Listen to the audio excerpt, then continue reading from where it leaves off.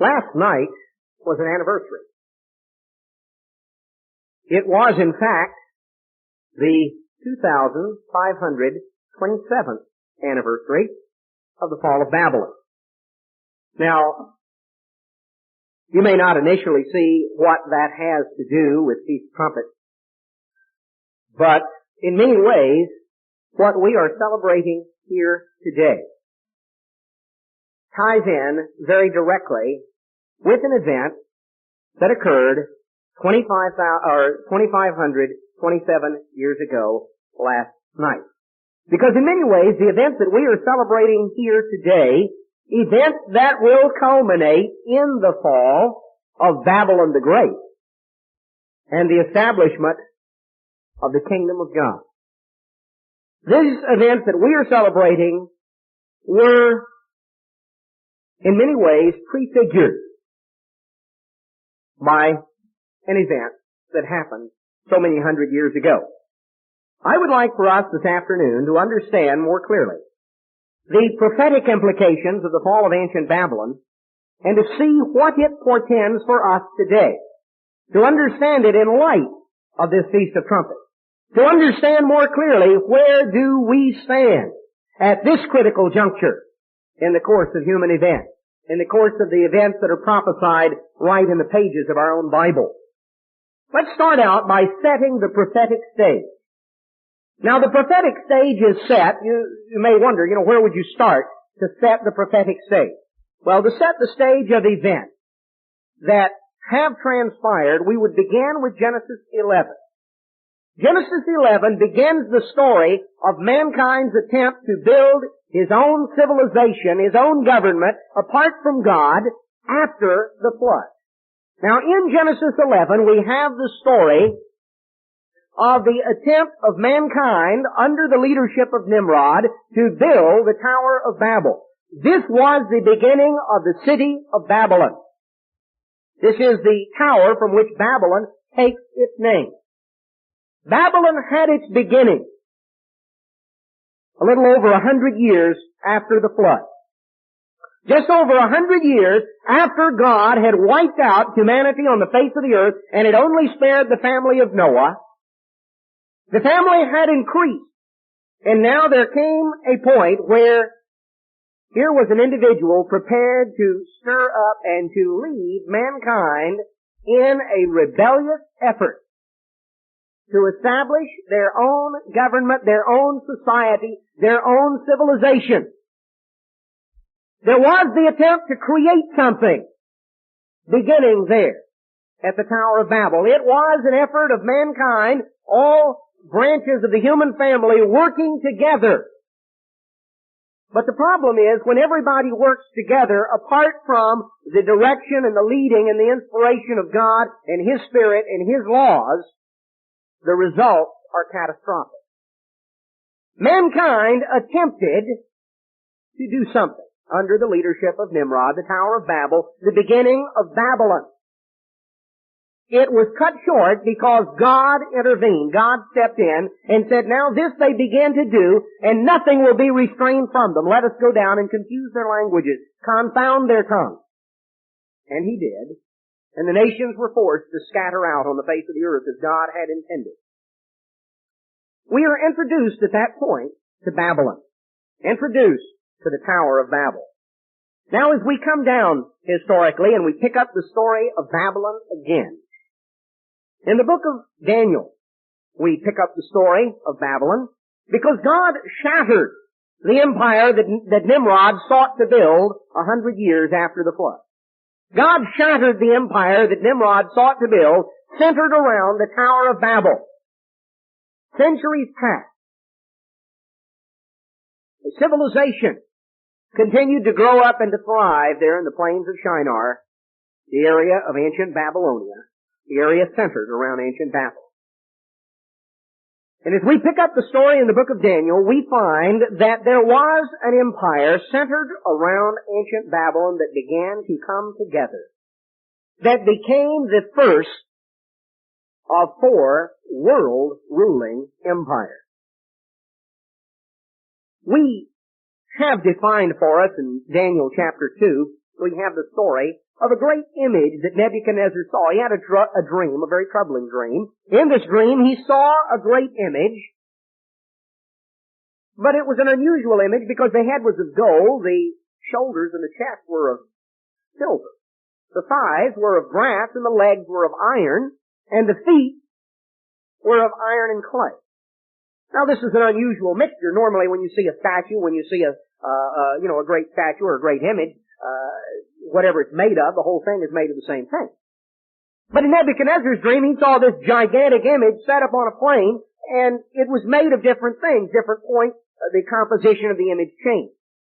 And then, most puzzling of all, he saw a stone cut out without hands, a stone of supernatural origin that came down and smashed this image on its toes. But when it smashed the image on its toes, it didn't just crack the toes off, the whole image turned to dust. And the wind just blew it away.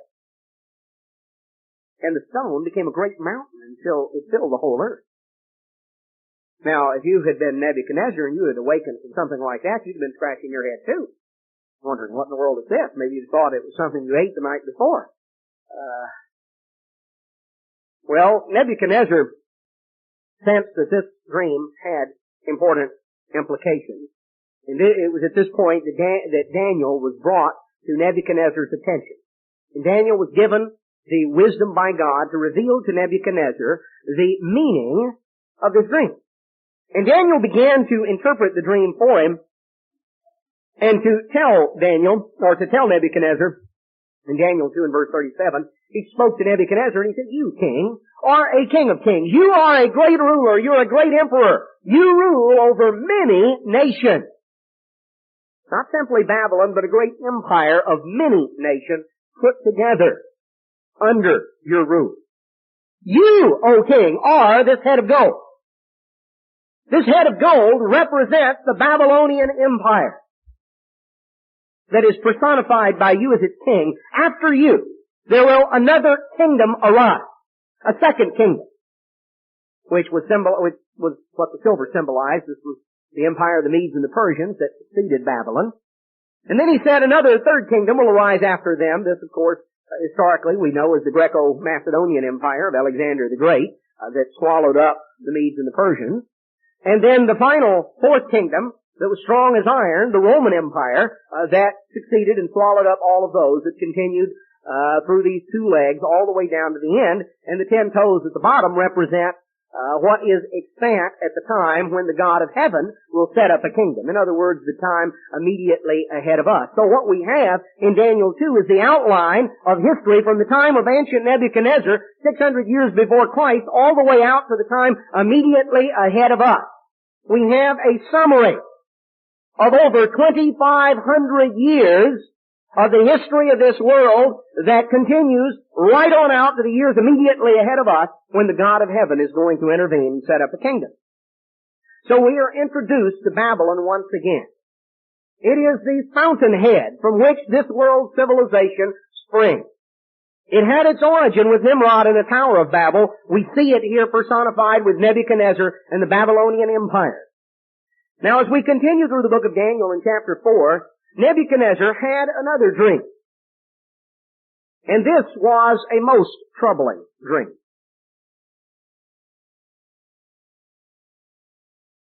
He said in Daniel chapter 4 and verse 4, Nebuchadnezzar says, "I, Nebuchadnezzar, was at rest in my house and flourishing in my palace, and I saw a dream which made me afraid, and the thoughts upon my bed and the visions of my head troubled me."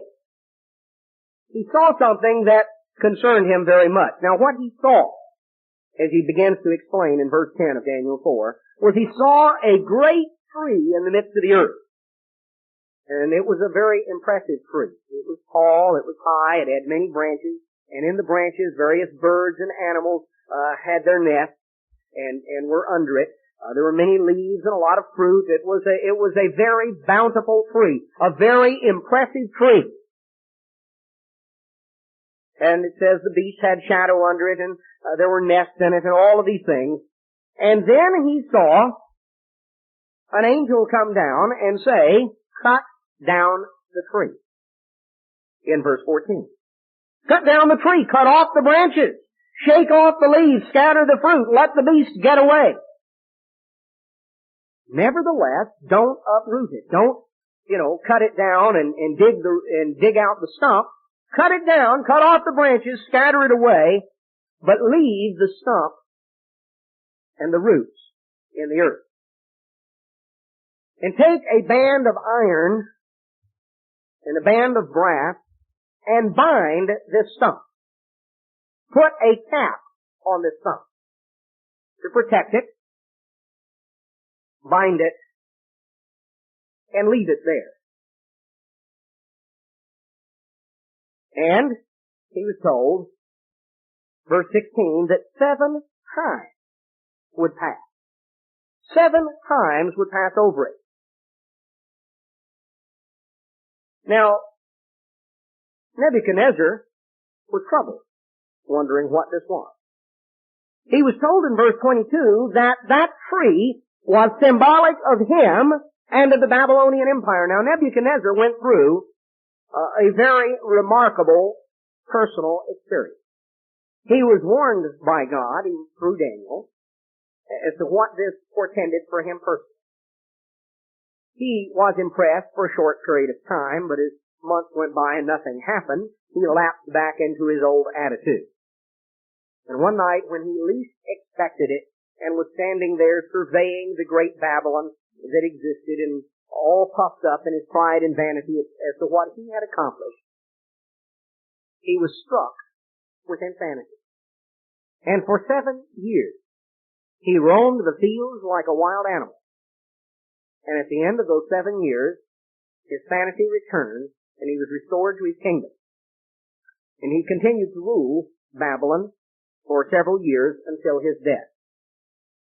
Now, Nebuchadnezzar went through an experience that had implication, that had significance, not simply for him personally, but for Babylon and for the civilization that Babylon was symbolic of. We're going to come back to that in just a moment. Nebuchadnezzar went through an event that taught him a lesson. His successors did not learn that lesson. Nebuchadnezzar was a different man when he came out of this experience. But several years passed, and when we come to the next chapter, Daniel chapter 5, which Daniel 5 is not in chronological order, it is in the order of subject matter. It is to put next to Daniel 4, the last event of Belshazzar. Belshazzar was the grandson of Nebuchadnezzar. He was the son of Nabonidus. Nabonidus was the king or the emperor of the Babylonian Empire. He had associated his son Belshazzar with him on the throne as co-ruler. At the time that Daniel 5 records these events, Nabonidus was elsewhere in the empire with an army. Belshazzar was sitting on the throne and holding sway in Babylon. And in Daniel chapter 5, we pick up the story of an event that actually took place on the Feast of Trumpets in 539 BC. The dating of that event is attested to in many historical documents. It is one of the most well-documented occurrences of the ancient world in terms of when it occurred. You have to understand that Babylon was, to all intents and purposes, Babylon appeared the city that was impossible to conquer. The walls of Babylon were 335 feet high. You realize how high that is? Herodotus, the Greek historian, gives us the dimensions and the information of Babylon. That's as tall as a 33-story building. They were 85 feet wide. There was literally a racetrack for chariots that ran around the top of the walls of Babylon. There were 100 brass gates. The Euphrates River flows through the middle. Babylon was impregnable. Babylon was absolutely certain there was no way to conquer Babylon. Now the armies of the Medes and the Persians were besieging Babylon. It sought to besiege it. Belshazzar thought so lightly of that. He treated it as such a trivial matter that he had a great feast. He had a big party. And as was often the case, these parties turned into a regular drinking bout, as we find here in Daniel 5, that Belshazzar the king, verse 1 of Daniel 5, made a great feast to 1,000 of his lords, and he drank wine before the 1,000. And Belshazzar, while he tasted the wine, commanded to bring the golden and silver vessels that his father Nebuchadnezzar had taken out of the temple that was in Jerusalem. Now, they were sitting in there really boozing it up. And he got to feeling pretty good, and he was really going to impress all of these various individuals, the various high-ranking rulers of the Babylonian Empire, as they were sitting there to laugh and to mock at this vast army of Persians that was gathered around to besiege Babylon. How ridiculous it is that anyone can think that mighty Babylon could fall. And so after he had boozed it up for a while, he got to feeling pretty good, and he thought, I know what? Let's get the sacred vessels from the temple in Jerusalem in here, and we'll drink another toast to that. Because our gods are above all the other gods, the gods of Babylon. Well, they brought in the vessels from the temple, and they began to drink and to booze it up out of the sacred vessels that God had commanded Solomon to make for the temple. And we're told in verse 4 of Daniel 5, they drank wine and they praised the gods of gold and the gods of silver and the gods of brass, the gods of iron, the gods of wood, the gods of stone. I'm sure they drank a toast to each of them individually, So by the time they got through with all of them, you can believe they had gone through quite a bit. I mean, you couldn't just toast them all at once. You'd have to, start out with the gods of gold and kind of work your way down. Well, about this time that they were well lubricated and really in the process of tying one on, they got sobered up. I mean, if you want the absolute world's record for how quickly somebody can be sobered up, read the next verse. Because they were sitting there just really enjoying the party, and about that time, the fingers of a man's hand appeared out of nowhere. And it wrote over against the candlestick upon the plaster of the wall of the king's palace. Here was this hand that just appeared out of nowhere, and it began to write in great letters on the wall. And in verse 6 we're told the king's countenance was changed. And his thoughts troubled him so that the joints of his loins were loosed. Now, if you look that up, you find that is a rather poetic description of an accident that the king suffered about that time.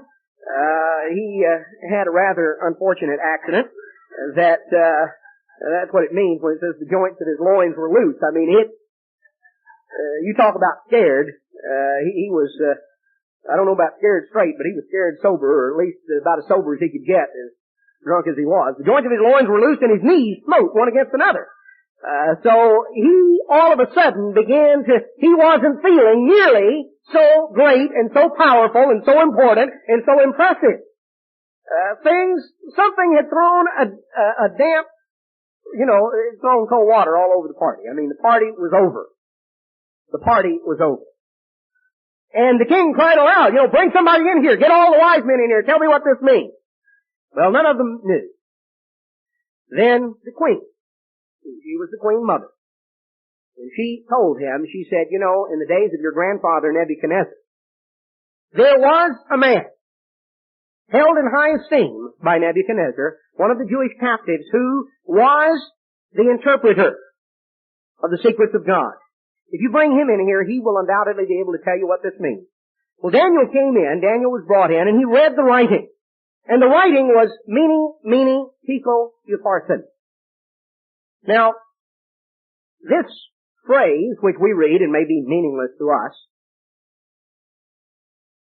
was a reference. The words themselves were not unknown words. It is a reference, it is a form of the term mina, shekel, and perez. These were weights. These were units of measurement. The shekel was a standard unit of measurement. There were 50 minas to one shekel.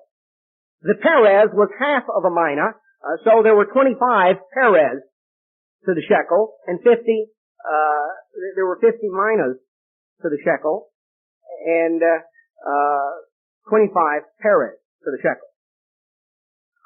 Now, that's all well and good, but if you saw something written on the wall that said pounds, ounces, and tons, You may know what the words mean, that they're units of measurement, units of weight, but the words joined together that way would be absolutely meaningless to you. That's the way it was to them. The words were not some nonsense words. They were words that were known in the Hebrew, the Aramaic, the Babylonian language. They were units of measurement with which these people were familiar. But it made no sense just these words appearing there. What was the significance? Well, Daniel told him, he said, Mene or Mina. This is a weight, and that is a number. God has numbered your kingdom and finished it. The shekel symbolizes the fact that you are weighed in the balances and are found wanting, and the Perez shows that your kingdom is divided and will be given to the Medes and the Persians. In verse 30, in that night was Belshazzar, the king of the Chaldeans, slain. That night. Because you see, what he thought was impossible occurred.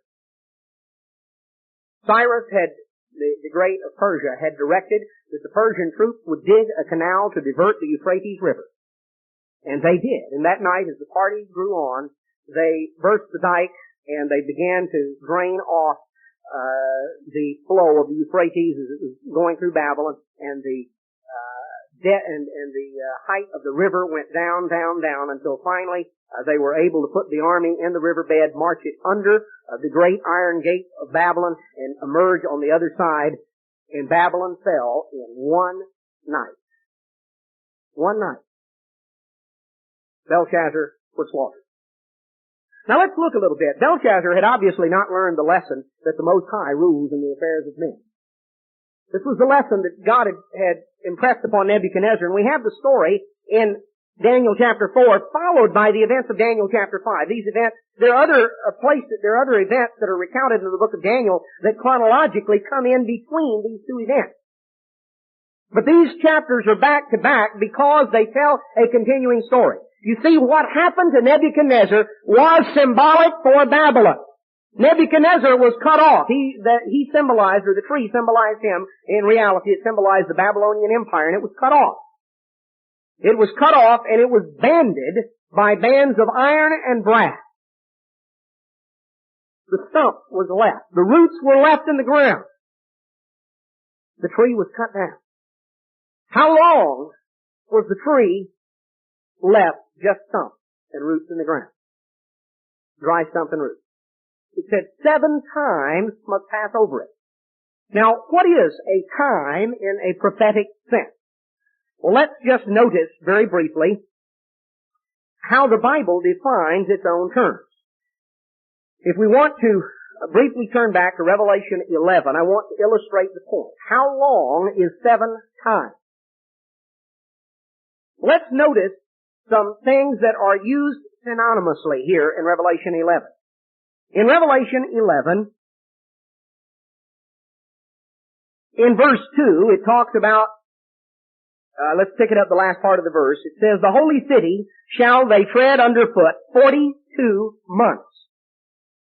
And in verse 3, I will give power to my 2 witnesses, and they will prophesy 1,260 days.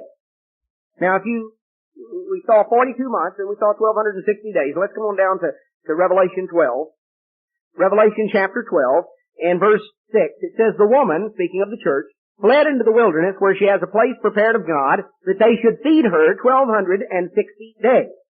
On down a little further, in verse 14 it says, to the woman were given 2 wings of a great eagle, that she might fly into the wilderness into her place, where she is nourished for a time, times, and half a time.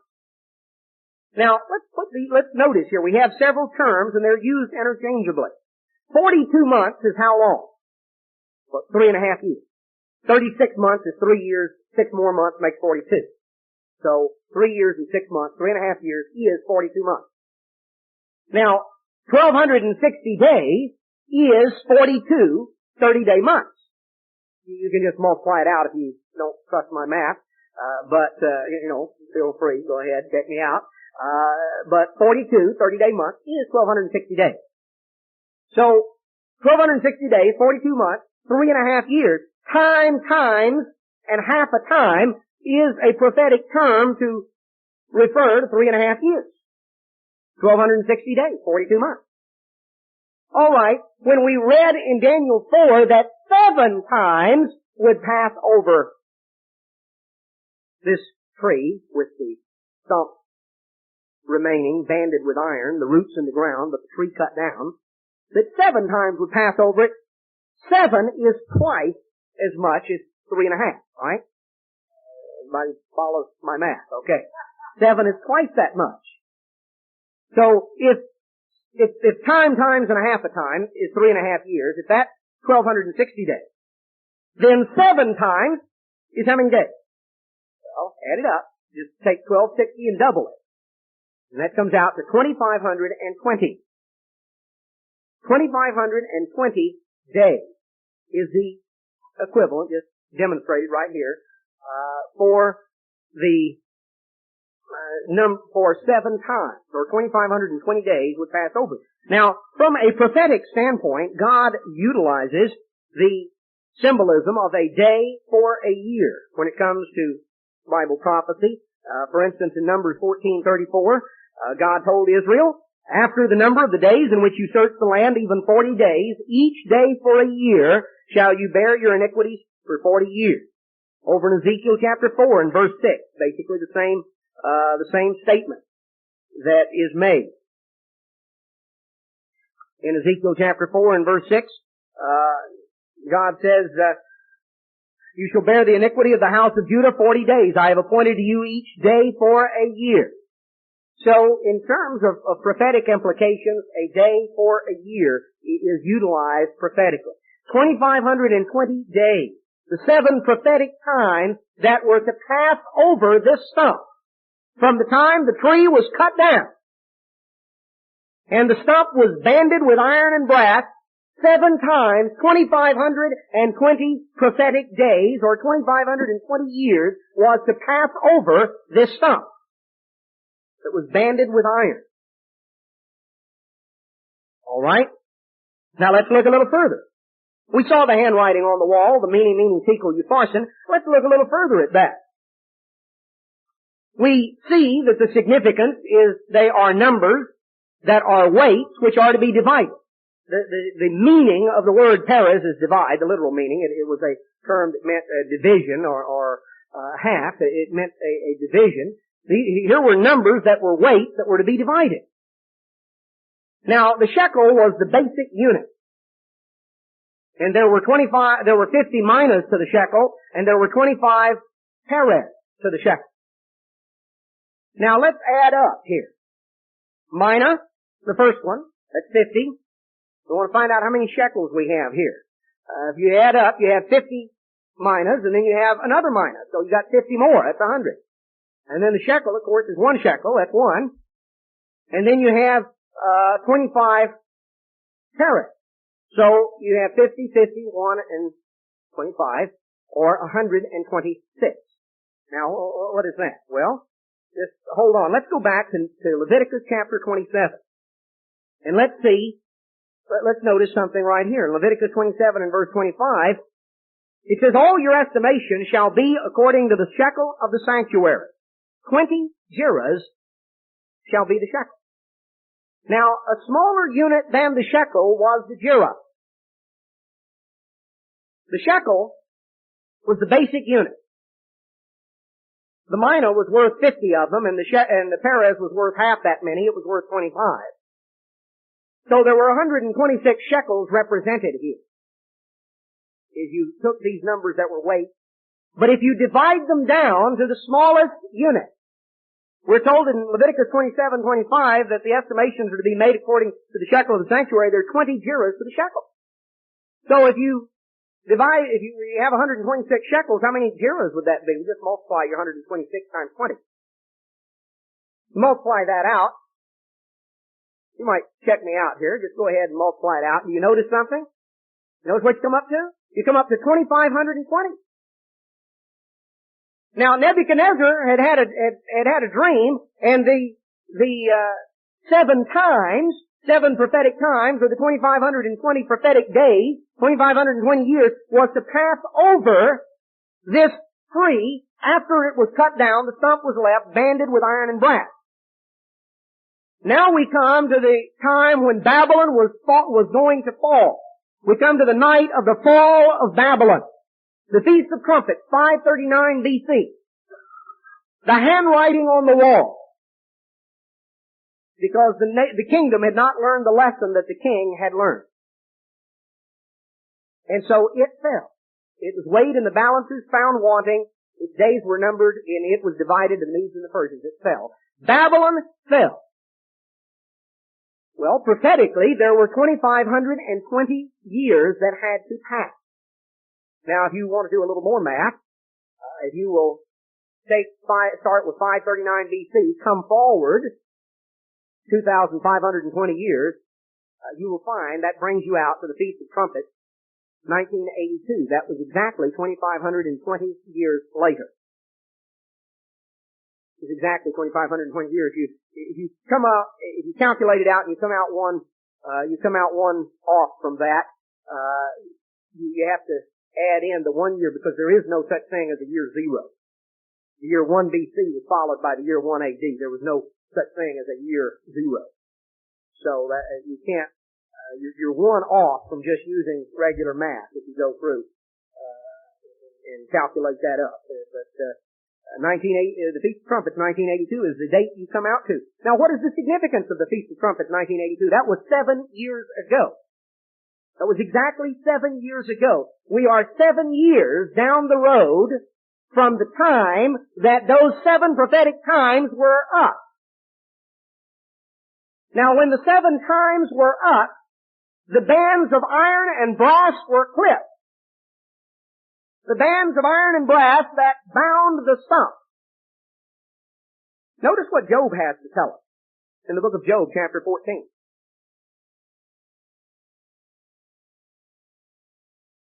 Job chapter 14 and verse 7. It says, there is hope of a tree. If it be cut down, that it will sprout again, and that the tender branches thereof will not cease. Though the root thereof wax old in the earth, and the stalk thereof die in the ground, yet through the scent of water it will bud, and bring forth boughs like a plant. The tree was cut down, the roots were left in the ground. They waxed old. The stump was bound with bands of iron and brass. 7 times, 2,520 years passed over that from the time that Babylon was cut down until those bands were clipped. And what happens when the band is clipped? Well, as Job expresses it, through the scent of water it'll bud, and it'll bring forth boughs like a plant. The tree begins to grow again. The tree that is Babylon, because the final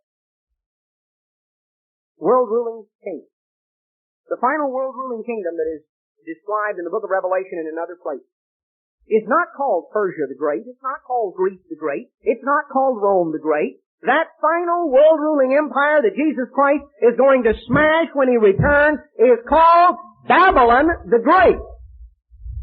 Babylon the Great. Now, on the Feast of Trumpets, 2,520 years ago, in fact 7 years ago, last night, an event occurred in Germany that was without precedent in post-war Germany. There was an abrupt switch. There had been an alliance governing Germany for a number of years. It was an alliance of the Socialist Party and the centrist Free Democratic Party. And they had governed Germany together for a period of several years. Unexpectedly, out of the blue, as it were, that night, the Free Democrats decided to pull out of the coalition, and the Chancellor of Germany was shocked by losing a vote of confidence in his own parliament. This was on the evening that began the Feast of Trumpets 7 years ago.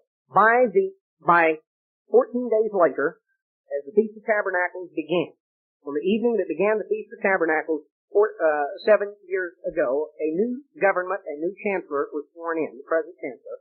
The Christian Democratic Party, which is the official Roman Catholic Party in West Germany. We think in terms of separation of church and state, we need to understand that is not the situation in Europe. There are, in many cases, officially designated religious parties. The Christian Democratic Party, which exists in Germany and in Italy and in Spain and in several European nations, is the official Roman Catholic political party. It was established as such in the aftermath of World War II. There's not the concept of a division of church and state there. In many cases, there are relationships that exist between church and state. There was a remarkable governmental change that came about very surprisingly. And the new government that took place, or that took office, began a series of decisions that have had implications in terms of the events that have occurred with the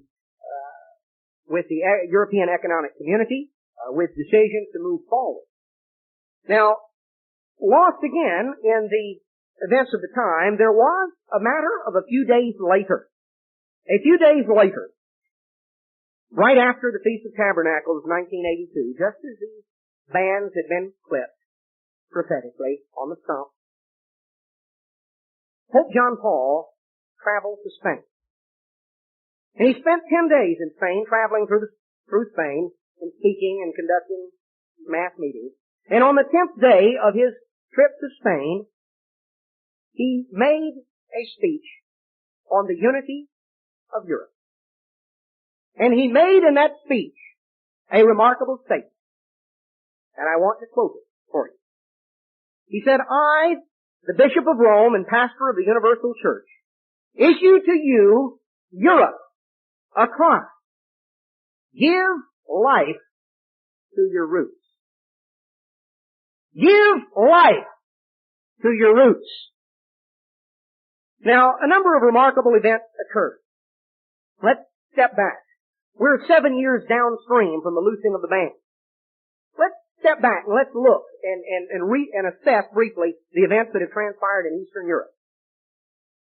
Now, Pope John Paul II took office, or was elected as Pope, was chosen as Pope on the last day of the Feast of Tabernacles, 1978. You remember the story? Pope Paul VI died. He was succeeded by an Italian prelate who took the name John Paul I. This man held office for just over 1 month.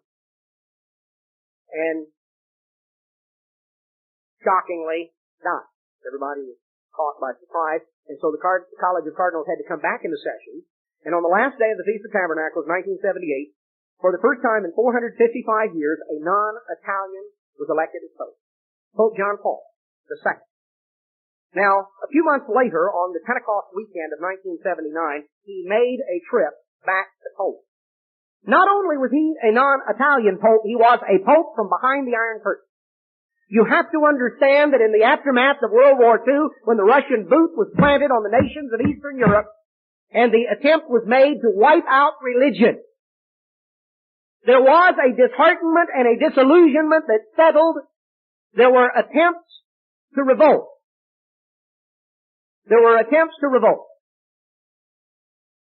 Poland made its attempt. Hungary made its attempt in 1956. Czechoslovakia made its attempt in 1968. Russian tanks each time rolled in, put a stop to that foolishness in a matter of a few days. You see, it took Stalin 3.5 years from the close of World War II, the fall of 1945. It took him 3.5 years to the spring of 1949 to consolidate his hold on Eastern Europe. And by the spring of 1949, the Iron Curtain, as it was called, had rung down on Eastern Europe. All of the nations of Eastern Europe by that time had communist governments. So there was a 3.5-year period from the close of World War II until Stalin was able to completely impose a communist government on all the nations that were east of the line where his troops had stopped. In 1945, in the defeat of Hitler's Reich. So in 1949, the Iron Curtain came down on Eastern Europe. The attempt to impose Russian domination, Soviet communist domination, to wipe out the impact of religion. There was a disheartenment and a disillusionment that had spread that it is useless to resist. God has abandoned us. This was the attitude. You have to understand that to realize how exciting it was to the people behind the Iron Curtain when a Polish Pope was chosen. Something that was remarkable, something that no one expected. Well, a few months later, on the Pentecost weekend of 1979, he returned to Poland. He set in motion events that by the Feast of Tabernacles 1980, a little over a year later, there was widespread labor unrest, and the first independent labor union behind the Iron Curtain in almost 40 years came to prominence. Solidarity was recognized legally right after the Feast of Tabernacles 1980. Things continued to rock along. There was the threat of Russian intervention. There was the threat of Soviet troops. And as events began to unfold on the last day on the last great day on the last great day of 1982, last great day of the feast, 1982, just a matter of 3 weeks after the bans on the stump had been clipped, the government of Poland sought to reimpose complete communist rule, and Solidarity was outlawed, and Lech Walesa was put in jail. 7 years from that event, Poland has a non-communist prime minister. 7 years. Those 7 years have seen events that have begun to unfold, and we are now seeing the crumbling of what has existed behind the Iron Curtain. Now, let's understand a little bit of the post-war world. For many centuries in Europe, there were empires. The world was dominated by empires that ruled over many nations, many languages, many tongues. This was the common story. Beginning with the events of the French Revolution and the Napoleonic period, the end of the 18th century, beginning of the 19th century, the influence of nationalism began to spread. First to Europe and out to the world. At the beginning of World War I, there were 3 great multinational empires that ruled over many different nationalities and language groups in Europe. The Ottoman Empire ruled from Turkey, that ruled over many different, a large grouping of the Middle East and the Balkan parts of Europe. The Austro-Hungarian Empire that ruled over much of Central Europe. And the Russian Empire that ruled over a great deal of Central Europe as well as the whole Russian Empire on into Asia. There were 3 great multinational empires that dominated Central and Eastern Austria, Hungary, the portions that were spun off other nations were all created in the aftermath of World War I of the Austro-Hungarian Empire. The same thing happened with the breakup of the Ottoman Empire. The Russian Empire, there was a communist revolution that overthrew the Tsar, but the empire remained mostly intact. Poland was pried loose. Lithuania, Latvia, Estonia were pried loose. But they only stayed loose for a very short time, because by 1939, Stalin made a pact with Hitler, and he moved back in and he took them back. Now, the events, the nationalism that was set loose at the time of the French Revolution and the Napoleonic period began to spread throughout Europe and to filter out elsewhere throughout the 19th century, flamed up in World War I and even more so in World War II. In the aftermath of World War II, the flames of nationalism have swept around the world. And we're seeing now that ingredient of nationalism taking root inside the only multinational empire in Europe, which was, you see, there are many, many different language groups and constituent groups that were conquered over a period of several hundred years that were forced into the Russian Empire. And these people had never looked upon themselves as Russians. They were subject to the Russian Empire, first the Tsar and later the Communists, but now that the flames of nationalism have been fanned, and we have come to the end of 40 years, we've come to the end of a period of trial and testing. 40 is used in the Bible, significant of trial and testing. After the establishment of the post-war world, we are now seeing a destabilization take place in Eastern Europe. Now let's go on. Let's understand. We look at Babylon the Great. Now, we saw the image in Daniel chapter 2. We saw the head of gold, the shoulders of silver, the thighs of brass. Babylon, Persia, Greece. We came down to Rome. The Roman Empire symbolized by two legs of iron that culminated in 10 toes.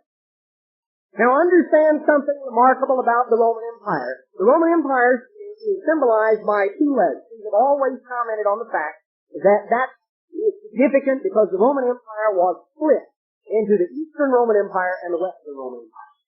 You remember your history, it took place in the 3rd century A.D. under Diocletian, the emperor.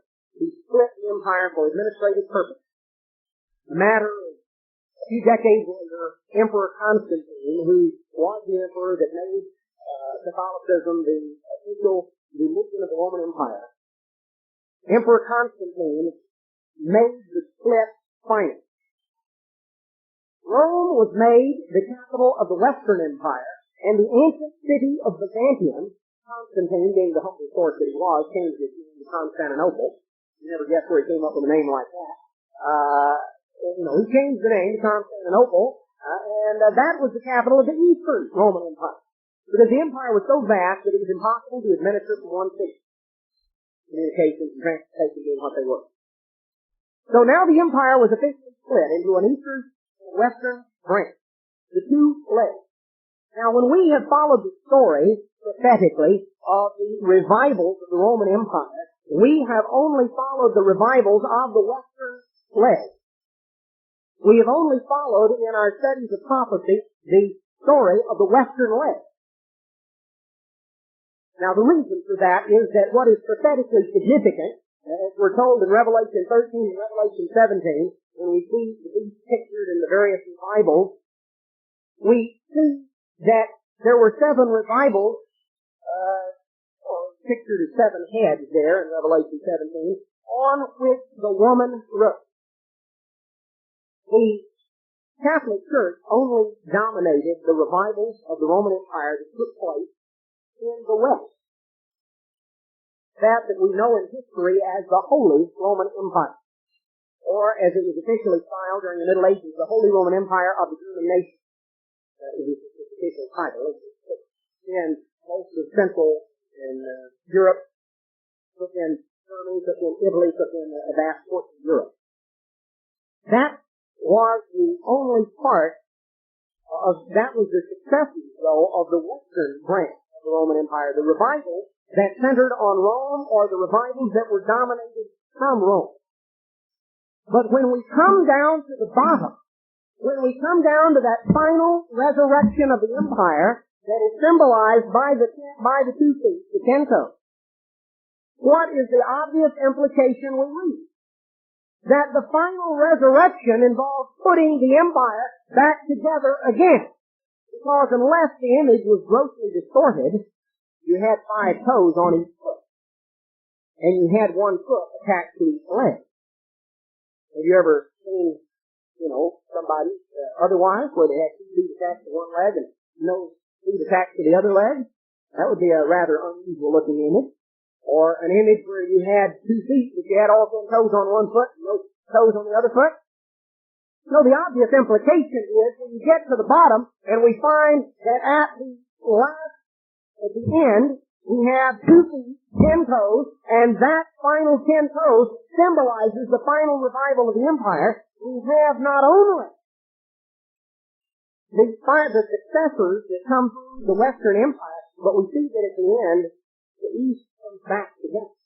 Now, what many don't recognize, you see, just as there was a continuation in the Western Empire, Rome fell. The Western Roman Empire came to an end in 476 AD.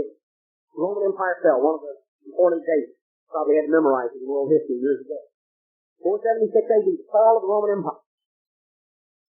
But see, the Roman Empire was revived in 554, the Imperial Restoration under Justinian. And then the Restoration under Charlemagne. Then under Otto in the 900s. And then under the Habsburgs in the late Middle Ages. And under Napoleon, finally, when it collapsed in 1814. 1,250 years from the Imperial Restoration, we follow through these revivals of the Holy Roman Empire.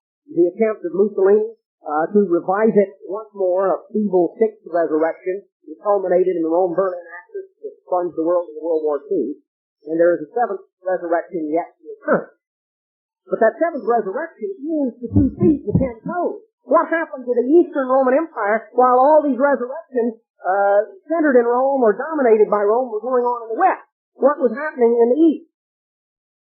Well, the Eastern Roman Empire, known in history as the Byzantine Empire, continued on down through the period of the Middle Ages until 1453, when the Turks conquered Byzantium, or Constantinople. The Turks conquered it, and the Byzantine Empire, the Eastern Roman Empire, fell just a matter of 40 years before Columbus discovered America.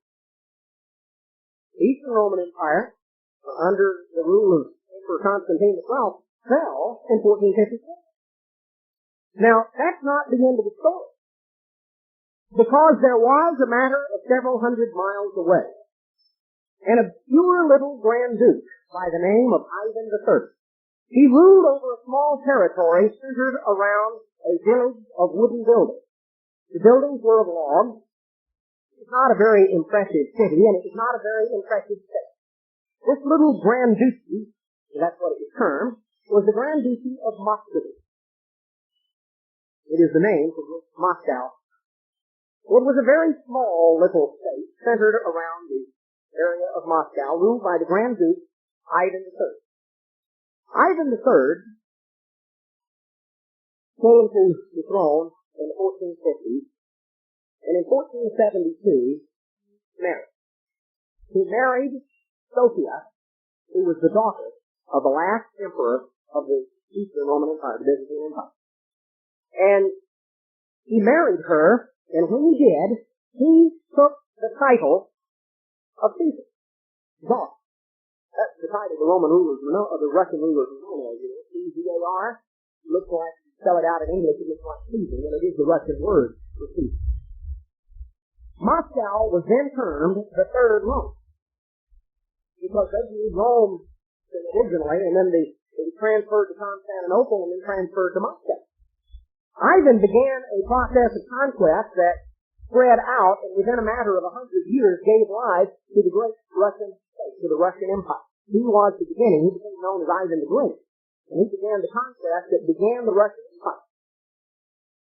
And he took the title. He was the first Russian ruler to take the title of Caesar. He viewed himself as the successor to the Byzantine Empire. You could see there was a split that had taken place in 1050. In going back, let's go back 1,000 years. In 990, next year, they're going to be celebrating in Russia. Gorbachev is going to Rome to make arrangements for it, and Pope is then going to go to Moscow in 1990 to celebrate the 1,000th anniversary of the establishment of Christianity in Russia. Gorbachev is going to be going to Rome just in a matter of a few weeks. And part of what they're going to be arranging is the trip Pope is going to make to Russia to commemorate the 1,000th anniversary of the establishment of Christianity in Rome, in Russia. Well, since Christianity was established in Russia in 990, just a matter of a few years later, 64 years later in 1054, what was called the Great Schism took place, which is a split between the Roman Catholic Church and the Greek Orthodox Church. The Greek Orthodox Church is headquartered in Constantinople, and the Roman Catholic Church, of course, in Rome. The Russians were Orthodox. They followed Constantinople. And the Tsar, again, when the Grand Duke of Moscow took the title Caesar, he viewed himself as the protector of the Orthodox Church. And so you had in Europe, coming all the way down to the 19th century, you had two rulers with the title Caesar. Because you see, the Holy Roman Emperors, the term in German that they used, they didn't call themselves emperor, that's the English term. Their term was Kaiser, which is the German spelling of Caesar. There were two rulers in Europe for hundreds and hundreds of years. From the time of Rome all the way down to the beginning of the 19th century, there were two rulers in Europe who used the title Caesar and who viewed themselves as the rightful heir of the throne of Caesar. The Kaisers, who ruled the Holy Roman Empire of the German nation, who traced their claim to the title back through all of the various resurrections of the Holy Roman Empire, all the way back to Rome, and the Caesars, or the Tsars, who ruled in Moscow, who traced their claim back from Constantinople to the Eastern Empire. So you had two legs of the empire that came down. One was a German-dominated, a German-Latin-dominated Western European end leg of the empire, succession of the empire that came down, that was Catholic, that is the leg, the history is foretold in prophecy, but there was also an eastern leg, which was the Slavic leg, the successor of Constantinople, the successor of the Eastern Roman Empire, that came down, that was personified by the Russian rule. So now we come down, and what we find is in the middle. You see, what we term Eastern Europe is not really Eastern Europe, it's Middle Europe. Because Europe goes all the way into Russia, all the way to the Ural Mountains. And if you look at a map, it's a continental map of Europe. The nations we call Eastern Europe, Poland, Hungary, Czechoslovakia, Yugoslavia, all these nations that we talk of as Eastern Europe. That's not the term they use for themselves. The Germans refer to those nations not as Eastern Europe, but as Middle Europe. Middle Europe. Western Europe is the German Latin end, and Eastern Europe is the Russian Slavic end, and Middle Europe is in between. And that is the area that the Russians and the Germans have fought over for hundreds of years. Most of the time, those nations haven't even existed on the map. They've been ruled either by the Germans or by the Russians. That's why it was no new thing when Hitler and Stalin drew a line in 1939 and all the nations of Eastern Europe disappeared from the map. Hitler took part of it, Stalin took part of it. The Germans and the Russians have been doing that for centuries. You just face the fact. Poland existed on the map. Poland existed on the map for 20 years. For 21 years. Poland existed on the map from 1918 to 1939. That was the length of its existence as an independent country. Because the Tsar of Russia and the ruler of Germany had divided it up between themselves back in the 1700s. And that had been the story. So what we're seeing in Eastern Europe is an unfolding. You see, when you come down logically, you have the two legs, and you come to the final 2 feet, and you come to the 10 toes. The obvious implication is you have western toes and eastern toes. You have toes that come out of the western realm, and you have toes that are the remnants or that come out of the eastern realm. Now,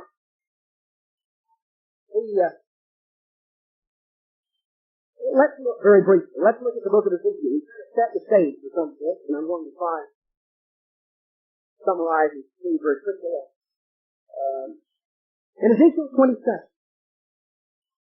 we find the description of the final great world economic combine.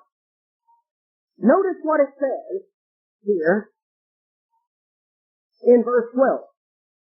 Tarshish was your merchant by reason of the multitude of all kinds of riches.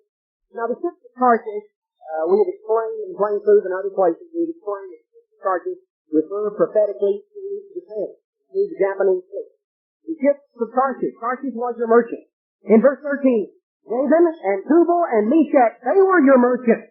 Now Meshach and Tubal is a reference very specifically that refers to Russia.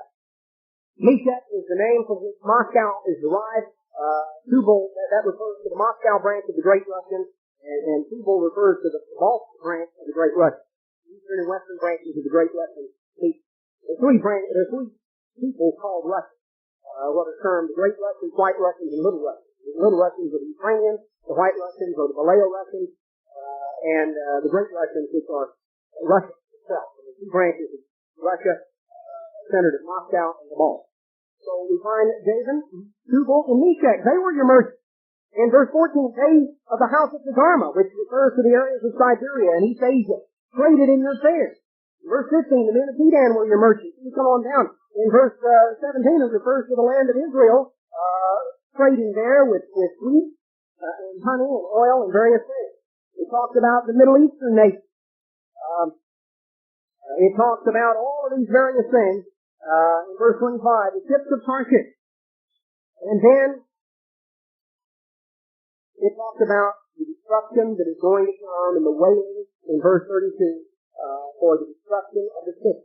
What you have in Ezekiel 27, you can read it at your leisure. Go through and read Ezekiel 27 and then go back and read Revelation 18, and you will find that the description John gives in Revelation 18 of the fall of Babylon the Great, many of the expressions are exact quotations that are lifted out of Ezekiel 27. Many of the descriptive phrases of the fall of Babylon the Great. It is a great world economic combine. It is a world economic order that is going to arise. in Europe. And what we are seeing in Eastern Europe, the fans have been clipped, and the tree is beginning to sprout and bud, and it is beginning to grow. And it is going to make a great peace for all the earth.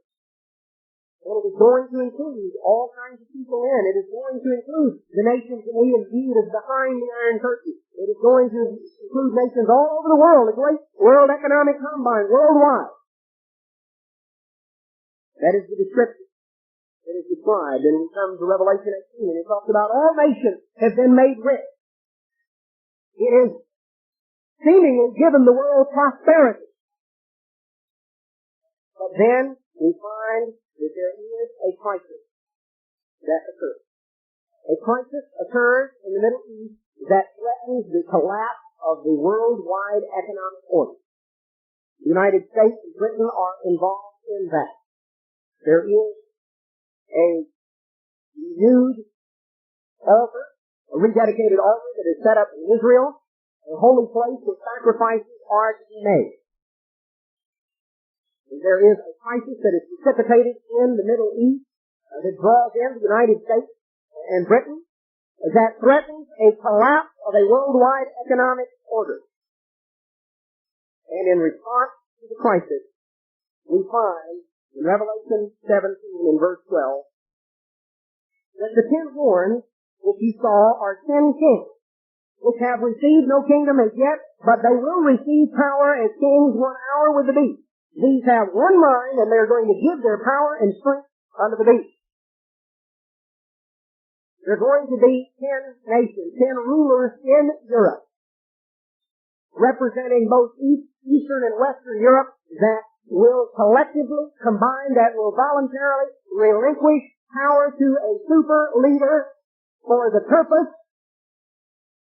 of sending in an army to resolve the problem, as they see it, to resolve the threat to peace and prosperity by moving very swiftly into the Middle East and occupying the land of Israel, by moving very swiftly in and occupying the United States and Britain, the Anglo-Saxon nation. Now, the problem with that world order, with that 10-nation combine that very quickly comes together, that emerges out of this great worldwide economic order, these 10 nations, these 10 rulers, that give their power to the beast, because there, as you go through Revelation 17, Revelation 13, there are not only economic implications, there are religious implications. There is a worldwide unity that appears on the surface. Peace, they say, come together to put a stop to the threat to peace they give. But you see, Daniel tells you, these 10 are composed of iron and coal. They are a mixture that will not stay good. It's partly strong and partly brittle. It will not endure. It only lasts for a short time.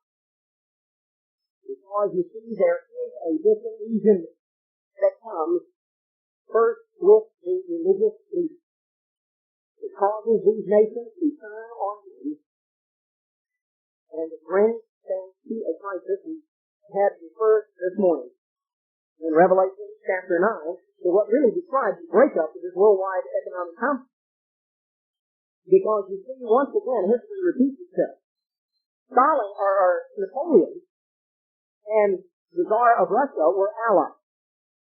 And Napoleon stabbed him in the back because he didn't fight. Hitler and Stalin were allies. Hitler stabbed him in the back because he didn't fight. We're going to find once again, West and East are going to be allies. Germany are going to fight. And the first woe is that the new comment this morning describes the Western European attack on the Soviet Union. The attempt to preempt. So once again, do the same thing. You see, they hadn't learned. Hitler didn't learn from Napoleon, and the future rulers not going to learn from him. So we have the two woes unleashed. We have the first woe, Western Europe attacking Russia, and then the counterattack. It is described in Revelation 9 as the second woe. The breakup of this worldwide trade combine that breaks up into war, breaks up into catastrophe. It brings us to the point that all life on this planet would be annihilated except for the fact that the God of heaven is going to set up a kingdom. Because you see, at the end of Daniel 2, what did Daniel describe? This stone of supernatural origin smashed an image on its toes. And the 10 toes were smashed, the image was smashed to dust. And Daniel said this symbolizes the fact that the God of heaven is going to set up a kingdom. In the days of those kings, the God of heaven is going to set up a kingdom, and it will never end. The God of heaven is going to step in. You see, the story of Genesis 11, the story of the Tower of Babel in Genesis 11 is followed by Genesis 12, which is the story of what? That is the story of a man God called out of Babylon, a man by the name of Abraham who lived in Ur of the Chaldees, which was a neighboring city to Babylon, a part of the Babylonian, of the land of Babylonia. And God called a man out of Babylon to go out to a land that he would afterwards show him, and we're told that Abraham departed. We're told in Hebrews 11 that Abraham departed, for he looked for a city that has foundations, whose maker and builder is God. Abraham turned his back on the civilization that man sought to build, the civilization that was described and personified in the Tower of Babel that represented man's attempt to build a unified one-world empire, a unified one-world government. Abraham turned his back on that, and he left and went to where God showed him, because Abraham looked for a city that has foundations, whose maker and builder is God. The story of the Tower of Babel in Genesis 11 is followed by the story of Abraham in Genesis 12.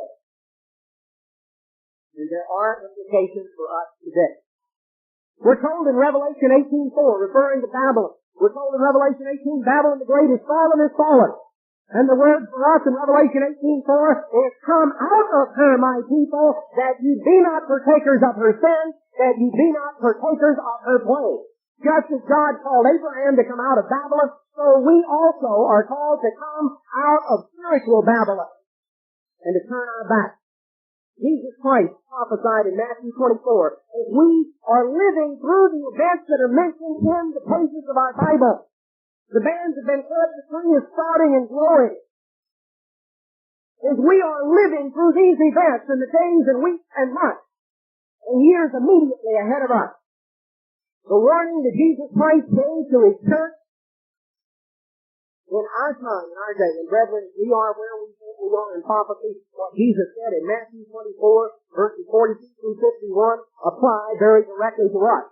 The warnings that John gave to the church in Revelation 3 apply very directly to us. If we are where we think we are in prophecy, these things apply to us. Let him that has an ear, hear. Jesus said in verse 42 of Matthew 24, watch. You don't know when the Lord comes. Says verse 44, be ready.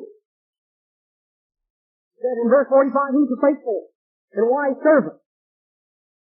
Verse 46, blessed is that servant whom when his Lord shall come to find him so doing. He's going to make him ruler over all his goods. But if that evil servant shall say, my Lord delays his coming, it's way off. Oh, it's a long ways off.